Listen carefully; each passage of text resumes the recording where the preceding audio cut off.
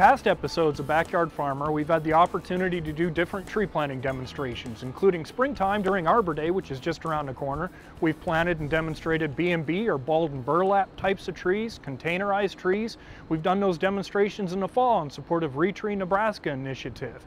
This week we've had an opportunity to work with UNL landscape architecture students to demonstrate and talk about the benefits of planting a bare root tree.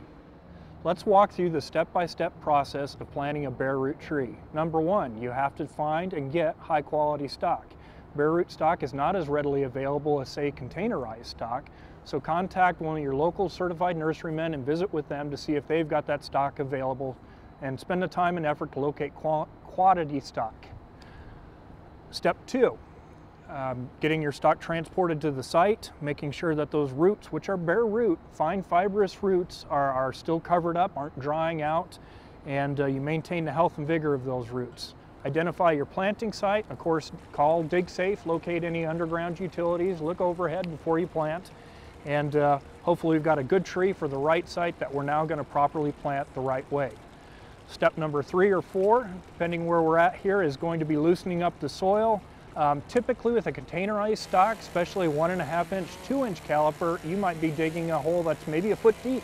The benefit with bare root stock is you don't have to dig very much. It's going to be a fine fibrous root system that's spread out more than it is deep. And so we want to just stir up the soil, basically air that up, and oxygenate the soils and get good aeration for root growth. And oftentimes we're just going 3 or 4 or 5 inches deep into the soil. And step number 5 is going to be properly planting that tree at the depth where the primary root system or lateral roots are at or near the soil surface, where we can see visible root flare along that stem.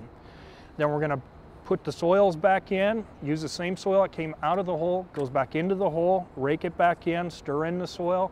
If you've got a garden hose handy, you could turn it on to a trickle and slowly add the soil back in, and keeping those air pockets pushed out of the way, and soil working its way back in around those fine fibrous roots. Another step is you'll often have to stake the tree. Because we have such a shallow root system, the goal is to stake the roots, not the stem of the tree. So we don't want those roots buckling or shifting back and forth and breaking loose as the tree starts to mature and reestablish.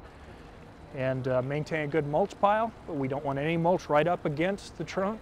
Keep away from volcano mulching. We want 3 to 4 inches around the base of that tree and keeping it away from a direct contact to the base of the tree.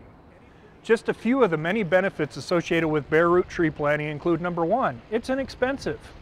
Number 2, it's easy to plant these trees properly. Number 3, they quickly reestablish in the landscape, going to take off, provide you with benefits for many, many years to come.